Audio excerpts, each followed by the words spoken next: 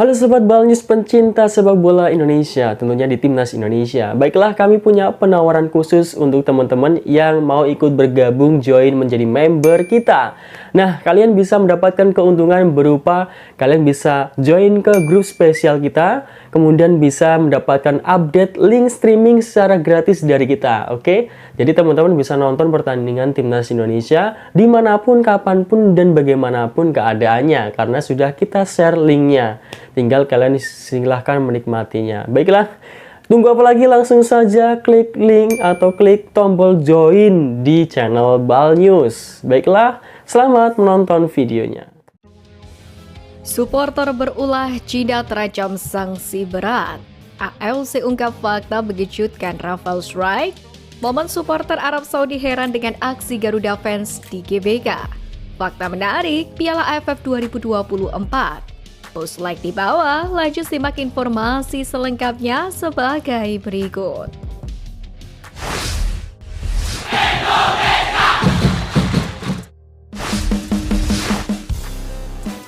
AFC ungkap fakta mengejutkan Rafael Strike.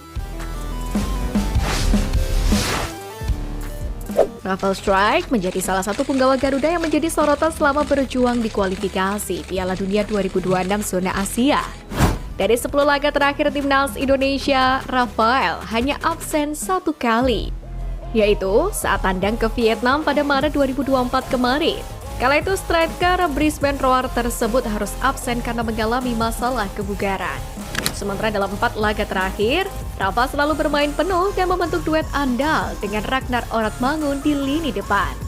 Meski catatan golnya belum konsisten, namun striker bernomor punggung 9 itu tetap dipercaya berkat kontribusi lain yang ia berikan di lapangan. Rafael unggul penempatan posisi, dribble, dan etos kerja, termasuk membantu pertahanan dengan pressing agresif. Sayang, Rafael Strike belum produktif di lini depan Indonesia dengan hanya 1 gol dari 18 caps senior. Menariknya, AFC mengulas bagaimana Rafael menjadi pemain Indonesia dengan pelanggaran terbanyak, yakni 17 kali selama kualifikasi Piala Dunia 2026 ini. Hanya kalah dari punggawa Qatar, yakni Ahmed Fatih yang mencatatkan 18 kali pelanggaran. Tentu hal tersebut menjadi catatan minor bagi Rafael Strike sebagai ujung tombak skuad Garuda. Selalu dipercaya sebagai striker utama, Rafael wajib memamerkan catatan impresifnya sebagai penyerang haus gol, bukanlah pelanggaran.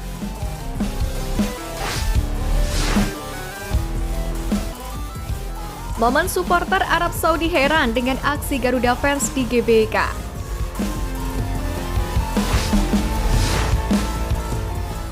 Laga Timnas Indonesia kontra Arab Saudi meninggalkan sejumlah peristiwa yang menarik.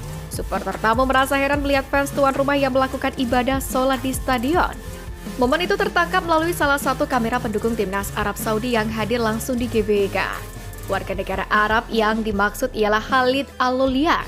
Melalui akun TikTok-nya, dia membagikan video yang berisi momen-momen menarik yang tersaji di luar lapangan pertandingan itu, termasuk aksi supporter Garuda yang membuatnya tak percaya. Khalid Al-Lolian yang berbicara dengan bahasa Arab menjelaskan apa saja yang disaksikan di depan mata, termasuk ketika melihat adanya supporter yang mendirikan sholat maghrib.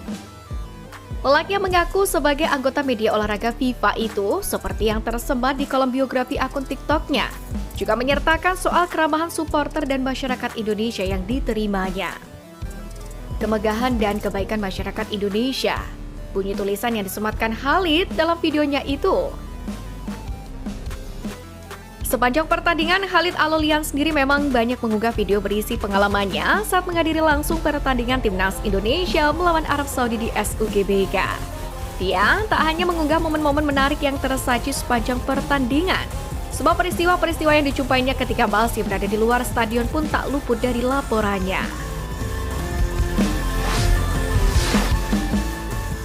Fakta menarik Piala AFF 2024.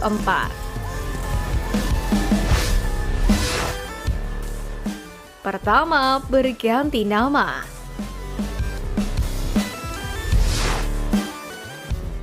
Pada tahun ini, Piala AFF berganti nama menjadi ASEAN Championship. Konfederasi Sepak Bola Asia alias AFF resmi mengumumkan perubahan nama itu pada Februari 2024 kemarin. Jauh sebelum itu, ajang ini bernama Tiger Cup 1996 hingga 2004. Kemudian pada 2018 hingga 2020, Piala AFF Suzuki dan di 2022 bertitel Piala AFF Mitsubishi Electric. Selain nama, AFF pun juga meluncurkan logo baru yang merepresentasikan dari pecinta sepak bola di kawasan Asia Tenggara.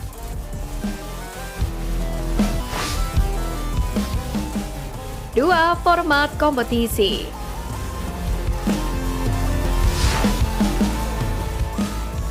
Sama seperti edisi sebelumnya, Piala AFF 2024 akan dimainkan dengan format round robin pada fase grup ini, di mana setiap tim akan memainkan 2 partai kandang dan 2 laga tandang. 2 tim teratas pada klasemen akhir grup A dan grup B otomatis melaju ke semifinal. Pada fase ini, pertandingan akan dimainkan 2 leg.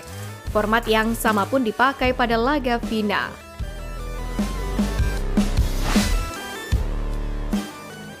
Ketiga, sponsor utama.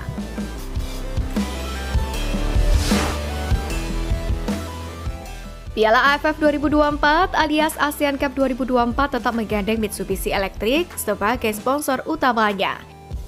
Perusahaan manufaktur peralatan elektronik dan listrik multinasional asal Jepang itu sudah mensponsori ajang ini sejak 2022 lalu. Piala AFF sendiri memang identik dengan beberapa sponsor yang juga menjadi nama ajang itu.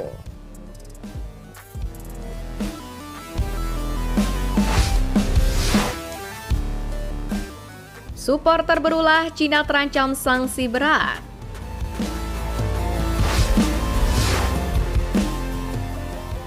Selain menelan kekalahan, timnas Cina terancam dapat hukuman berat dari FIFA menyusul terjadinya berbagai insiden di laga kontra timnas Jepang. Seperti diketahui, Cina harus mengakui keunggulan Jepang dengan skor 1-3, yakni pada laga itu. Bertindak sebagai tuan rumah, nyatanya supporter Cina tidak menunjukkan aksi positif layaknya supporter Garuda yang menyambut punggawa Jepang maupun supporter Jepang yang hadir langsung di GBK. Hal itu terbukti dengan adanya sejumlah insiden yang terjadi di laga Cina melawan Jepang kemarin. Yang pertama adalah supporter Cina mencemooh lagu kebangsaan Jepang sebelum pertandingan dimulai. Kemudian, beberapa di antara mereka, supporter Cina, ada yang menggunakan laser dan ditunjukkan kepada kiper Jepang, Ayane Suzuki, untuk mengganggu konsentrasi. Bahkan pertandingan sempat dihentikan sementara gara-gara ada seorang supporter yang menerobos masuk ke lapangan. Menanggapi insiden ini, mantan bek timnas Jepang yakni Yuzo Kurihara berharap FIFA melakukan tindakan tegas hingga memberikan hukuman berat agar tidak terjadi lagi di masa mendatang. Tidak peduli seberapa banyak Anda mencemooh atau apa yang Anda lakukan selama pertandingan, tapi ketika lagu kebangsaan dimainkan, orang-orang mencemooh secara berkelompok atau tidak berhenti bersorak. FIFA telah memastikan bahwa peraturannya ketat, ujar Yuzo Kurihara dikutip dari Football Zone. Bahkan media Cina 163.com pun telah mewanti-wanti tim nasional mereka mendapatkan hukuman berat dari FIFA, seperti pengurangan poin atau bahkan skorsing, yakni penangguhan.